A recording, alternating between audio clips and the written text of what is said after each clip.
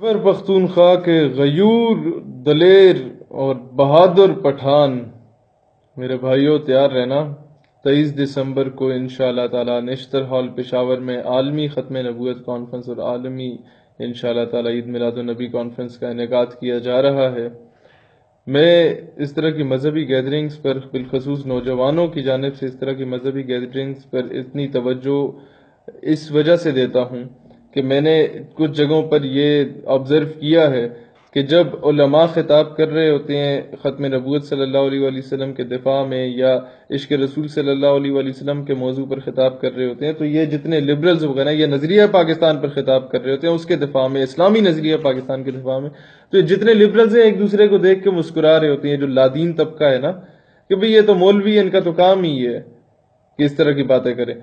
لیکن جب میں نے دیکھا کہ میں بول رہا ہوتا ہوں بحیثیت نوجوان، تو بڑی آگ لگتی ہے ان لبرلز کو، ان کی شکلیں دیکھنے والی ہوتی ہیں۔ آپ نے خود بھی آبزرو کیا ہوگا جو لوگ ان محافل میں ہوتے ہیں جہاں پر میں خطاب کرتا ہوں، دیکھیں مغرب نے سارا پیسہ نوجوانوں پہ لٹایا کہ ان کو کسی طریقے سے اسلام سے دور کر دیا جائے، کسی طریقے سے ان کے دل سے عشق مصطفیٰ صلی اللہ علیہ وآلہ وسلم کی تڑپ کو نکال دیا جائے۔ علامہ اقبال کہتے تھے نا، وہ فاقہ کش جو موت سے ڈرتا نہیں ذرا، روح محمد اس کے بدن سے نکال دو۔ مسلمان کو تقسیم یوں کیا جاتا ہے۔ تو اب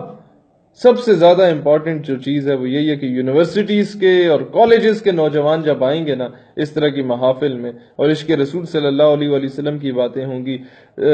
عظمت رسول صلی اللہ علیہ وآلہ وسلم کی باتیں ہوں گی، ختم نبوت صلی اللہ علیہ وسلم کے دفاع کی بات ہوگی، تو آپ یقین کریں مغرب کے جو ایجنڈا ہے، مغرب جس چیز پر اربوں روپے لگا چکا ہے، اس کے سارے خواب جو ہے نا ان کے خوابوں پر پانی پھر جائے گا انشاءاللہ تعالی۔ تو میں دوبارہ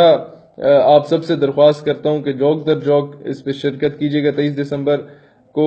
پشاور نشتر ہال میں، اور جو لوگ نہیں بھی ہیں وہاں کے وہ بھی اس ویڈیو کو شیئر کریں، کیا پتہ آپ کی فرینڈ لسٹ میں کوئی پٹھان ہو جو وہاں کے رہنے والے ہوں اور وہ وہاں پر شرکت کریں۔ تو پاکستان ہمیشہ زندہ باد، اسلام پائندہ باد۔